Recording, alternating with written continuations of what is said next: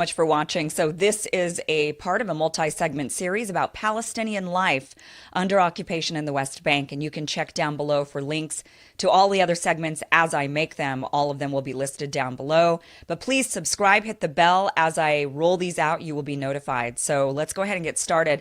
Now, we're going to talk today about the travel and document situation in Palestine and in Israel. So when I first landed in Israel and then traveled into Jerusalem and then on to the West Bank, one of the first things that stuck out to me was the very complicated identification system imposed on the Palestinians, which make living a normal life pretty difficult. So I'm going to do my best to explain this to you, but it's pretty complicated. So you're going to hopefully stick with me. I'm going to do my best. So we're going to start off with license plates and segregated roads. This is the first thing one notices when they travel into the region. You'll notice that license plates vary in color. So there's two different ones. There's ones for Israelis and there's ones for Palestinians. Now remember, the entire region of Israel is very small. So you can travel easily within hours throughout the entire country. So you're seeing these different license plates as you travel around, as you go in and out of the West Bank, into the Israel side, into the West Bank side. Yellow and black is for Israeli, green and white is for Palestinian. Now, all throughout the West Bank, for one, green and white license plates are not allowed into Israel at all. So you cannot take a green and white registered vehicle, a Palestinian registered vehicle, into Israel. However, Israelis can travel into the West Bank with their yellow and black license plates. And there are many roads throughout the West Bank that are segregated. You cannot drive on those roads unless you have a yellow and black license plate. So if you are a Palestinian with a Palestinian registered car, you are not allowed on these roads, even though these roads are inside the West Bank, which is supposed to be Palestinian territory, but as we know, it's heavily occupied by the Israelis. There's hundreds of settlements that are built throughout the West Bank. And Israelis say the reason why they built these roads is to make life easier for the Israeli settlers that are living in these settlements, because there are about 140 checkpoints throughout the West Bank that Palestinians are subjected to. They've got to go through these checkpoints, and oftentimes it's very disruptive to their lives. They're very slow. They can take hours on end. Sometimes the checkpoints are closed down. Sometimes the checkpoints don't exist. Sometimes they pop up, they disappear, then they pop back up. And this leads to a delay. It's a traffic jam for the Palestinians. Well, in order for the Israeli settlers to avoid those traffic jams, they built themselves separate roads all throughout the West Bank. And only Israelis are allowed on those roads. Now, there is a misconception that these roads are Jewish only. That's not the case. Anybody who is Israeli, including Arab Israelis, Palestinian Israelis, they are allowed to drive on those roads. So as long as you're an Israeli citizen or an American citizen renting an Israeli car, because you're allowed to do that, and you have an Israeli car with the yellow and black license plate, you're allowed on those special roads that are segregated and all throughout the West Bank. So that is one of the first things that one notices when traveling into the area, the segregated roads and the fact that Palestinians are subjected to these extremely long, cumbersome, and worrisome checkpoints. I mean, imagine one of the problems with the checkpoints is, let's say you're on your way to a wedding or to a doctor's appointment or just to work and school, and you have to cross through one of these many 140 checkpoints all throughout the West Bank. If you're crossing those and the Israelis feel like there's some kind of security threat, and what normally takes you 45 minutes to get through a checkpoint, instead now it's closed and you're not able to get to your destination, or it's backlogged and you're looking at 4 hours to get through. This makes life extremely worrisome and difficult for Palestinians because the checkpoints are often shut down or they're often taking much longer than normal. So a Palestinian living just a normal life, trying to get to and from work, trying to get to and from school, it's very, very difficult.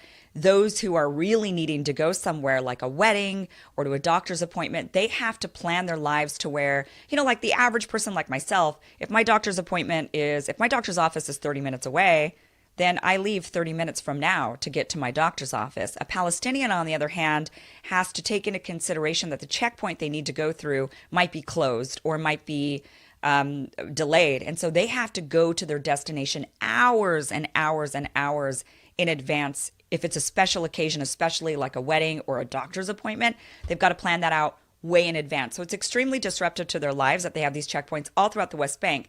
Now, these checkpoints don't only exist. One would think, well, okay, maybe you have to go through a checkpoint if you're going from Palestine into Israel, right? That makes sense. It's border security. But that's not what's happening over there. What's happening is these checkpoints are all throughout the West Bank, dotted around just anywhere Palestinians want to go. So if they're traveling from one Palestinian town to another Palestinian town and they're not going anywhere near the Israeli border, there's still a checkpoint they have to go through. So that is one of the first things you notice, of course, are the roads, the traveling, the segregation, and the checkpoints that Palestinians are subjected to, very disruptive to their lives. Another thing that becomes apparent is when you're traveling into the areas A, and which now I realize I need to describe areas A, B, and C to you. But when you travel into Area A, now Area A is Palestinian-controlled area. So this was something that went back to the Oslo Accords, where when they were trying to make peace in the region, what they did was they gave the Palestinian Authority control over areas A. They gave joint control to Israelis and the Palestinian Authority in areas B. And area C is full Israeli control. It's occupied by military, and the Israeli Defense Forces control and secure or monitor, whatever you want to call it, that area. Now, Area C makes up about 60 to 70% of the West Bank. It's the rural kind of outskirts, the farmland. And this is also the area where all of the settlements are built. So Area C is controlled by the Israelis. They've allowed these settlements to pop up on these lands, and obviously causing a lot of contention and strife for the Palestinians. Areas B are jointly controlled, so you would say these are sort of the suburb areas of the main villages and towns and cities that the Palestinians live in. And areas A are where Palestinians are in higher, densely populated areas. So these are their concentrated areas, cities and towns and villages. That is what Area A is. So, and we will get into in future segments the issues surrounding areas A, B, and C, because there's a lot of issues about building permits, expansion, and there's a lot there. So that's in a different segment. But for this, you fundamentally understand that Area A, there are no Israeli soldiers inside areas A. This is controlled and secured and patrolled by the Palestinians, by the Palestinian Authority only. So Area B is joint and Area C is only Israeli. Now, there are these red signs when you're traveling on the freeways, on the highways, getting in, all throughout the West Bank. Any road that leads to an Area A, for the most part, this road is going to contain these big red signs. And the big red signs say, this road leads to Area A under the Palestinian Authority. The entrance for Israeli citizens is forbidden, dangerous to your lives, and is against Israeli law.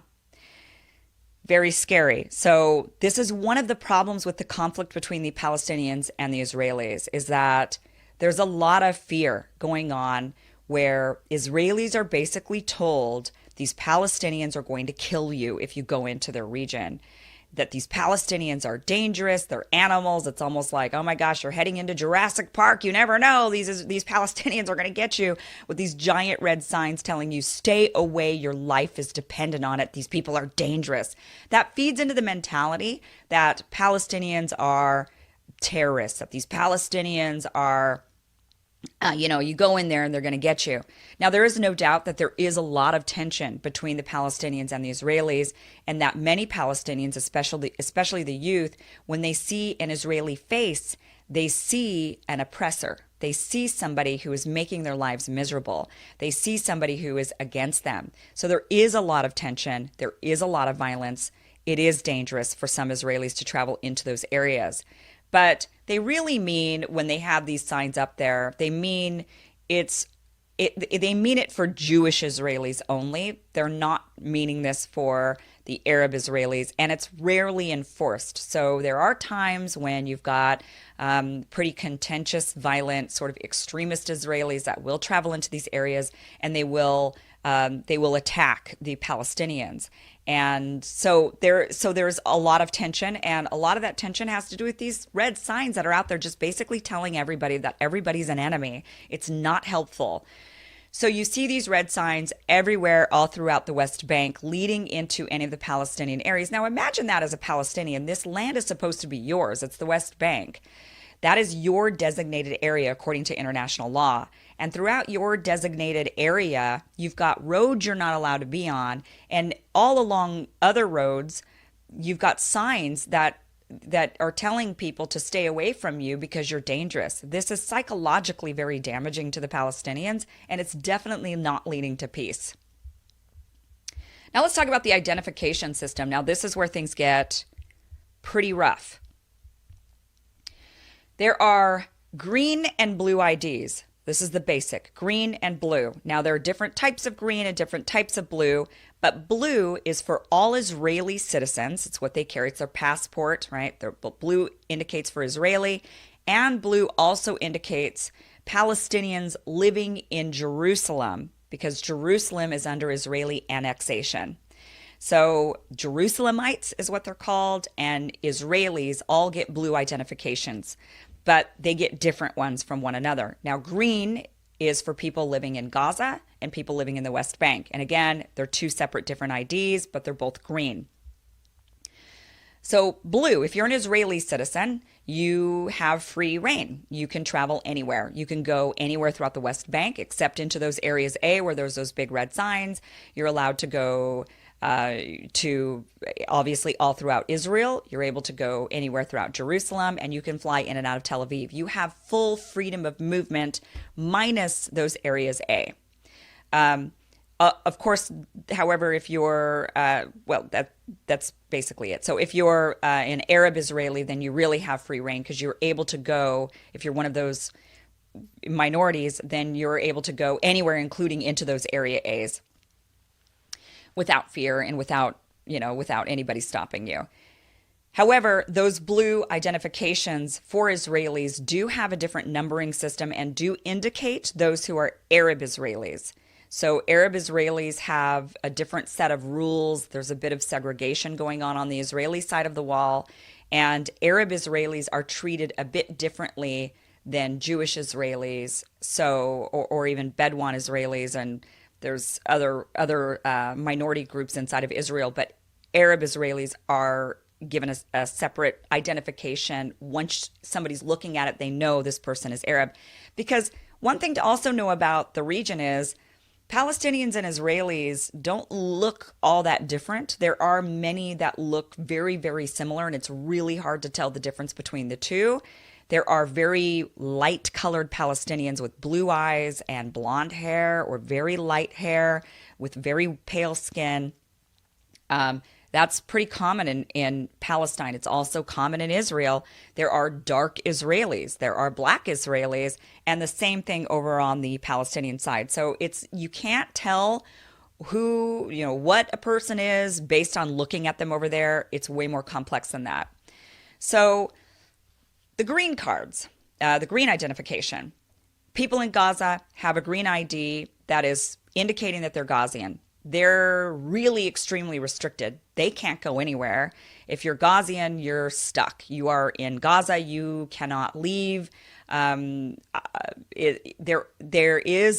technically have a system of you can apply and ask for permission to leave for some reason, but it's extremely difficult to get out of Gaza. It's also extremely difficult to get into Gaza. Again, you need to have special permission. You not only need to get permission from the Israelis, but you also need to get permission from Hamas, which is the governing body of Gaza. And Hamas also controls people going out and coming in, and they're not allowed to go into Egypt at all, and they're really, really stuck. Now, West Bank Palestinians, they also have a green ID, but the green ID indicates that they are in the West Bank, that they're in Palestine.